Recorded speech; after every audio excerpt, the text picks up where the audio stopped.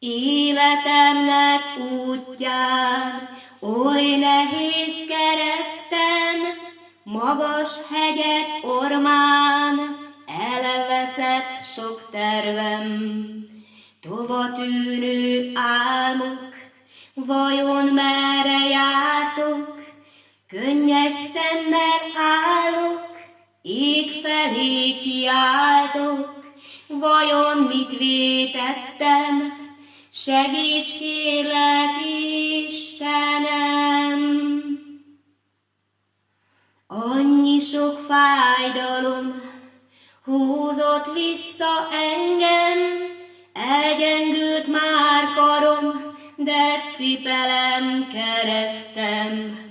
Adj erőt nékem, kérlek, Istenem, göröngyös utamon irányítsad léptem, hallgasd meg fohászom, vezérelj